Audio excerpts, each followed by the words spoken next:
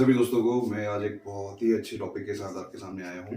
तो उम्मीद करता हूँ कि बहुत ही आपके लिए लाभदायक होगा और इसको आप अपना के अपना हेल्दी लाइफस्टाइल की तरफ एक कदम और आगे अच्छा बढ़ा सकते हैं। तो टॉपिक क्या है कि जैसे भी हम वर्कआउट शुरू करते हैं तो वर्कआउट के साथ साथ आपको ये पता होता है कि हमारी मसल्स जो है वो ब्रेक होती है। ठीक है, मसल टिश्यू ब्रेक होते हैं और उसको रिपेयर के लिए हमें उसको रिलैक्स करना पड़ता है। ठीक है, तो रिकवरी के लिए क्या क्या इंपॉर्टेंट मेजर्स होते हैं, क्या क्या इंपॉर्टेंट चीज़ें होती है, वो हम इस टॉपिक में डिस्कस करेंगे। तो एक फर्स्ट जो मैं पॉइंट बता रहा हूँ ये आपको बहुत ही अजीब सा लगेगा लेकिन बहुत ही काम का। एक बार आप आजमा के देखना इस बात को कि कभी भी हम वर्कआउट करते हैं, वर्कआउट के 20 मिनट से आधे घंटे के अंदर हमें ना ठंडे पानी से नहाना चाहिए। Take bath with cold water. आपको इसका एक बहुत बड़ा एग्जांपल आपको बताता हूँ कि जो बड़े बड़े बॉडी बिल्डर्स होते हैं नामी गिरामी, आपने देखा होगा आइस बाथ लेते हैं। आइस बाथ क्यों लेते हैं वो आपको पता ही है कि क्या कारण होता है आइस बाथ लेने का। उससे क्या होता है कि आइस बाथ लेने से जो वाइट ब्लड सेल इंक्रीज होते हैं। वाइट ब्लड सेल इंक्रीज होने के बाद फायदा सबसे बड़ा ये होता है कि स्लीप क्वालिटी बेटर होती है और सारा कुछ आपका मसल्स रिकवरी आपकी स्लीप क्वालिटी पे डिपेंड करती है।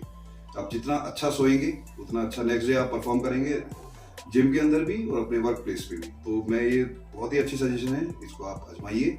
ठीक है, और दूसरा क्या होता है कि लोग 50% लोग करते हैं, 50% नहीं भी करते ये चीज़।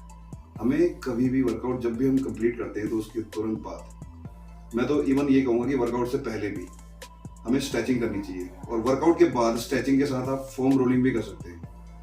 उससे फायदा क्या होता है वो आपको बताता हूँ। इससे क्या होता है, मसल टिश्यूज जो होते हैं वो सारे खुलते हैं।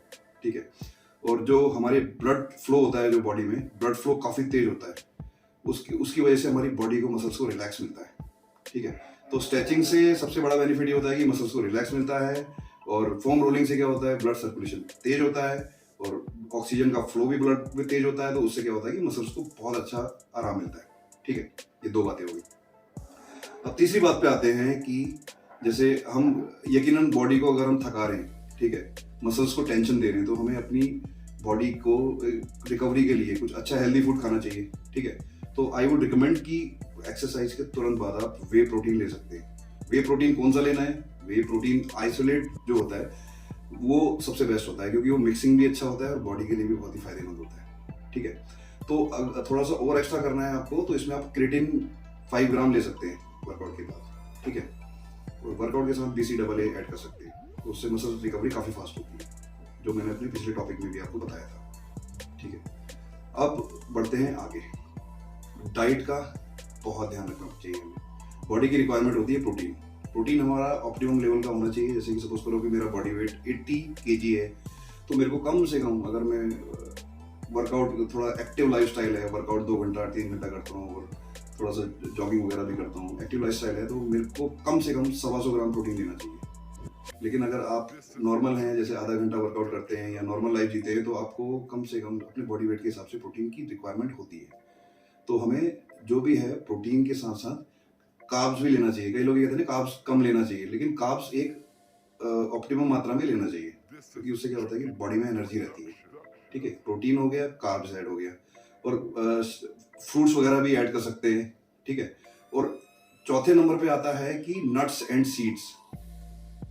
मैं ये कहता हूँ कि अगर जो वर्कआउट नहीं भी करता, नॉर्मल अपना ऑफिस जाता है, पहले तो वर्कआउट हमें करना जरूरी होता है, लेकिन अगर नहीं भी करता तो नट्स एंड सीड हमें ऐड करना चाहिए क्योंकि वो हाई फाइबर होते हैं, जिंक, मैग्नीशियम और कई ऐसी चीज़ें होती है जो एसेंशियल चीज़ें होती है, सप्लीमेंट एसिड होते हैं जो कि हमें नेचुरली मिल जाते हैं, हमें सप्लीमेंटेशन की जरूरत नहीं पड़ती।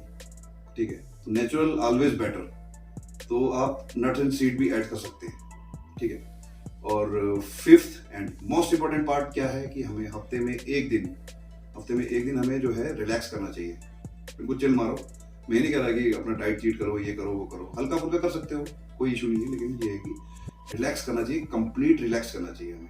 ठीक है, तो ये बहुत ही इंपॉर्टेंट बातें थी और बहुत ही काम आने वाली है आपके साथ। आप इन चीज़ों को आजमाइए और फिट रहिए। धन्यवाद।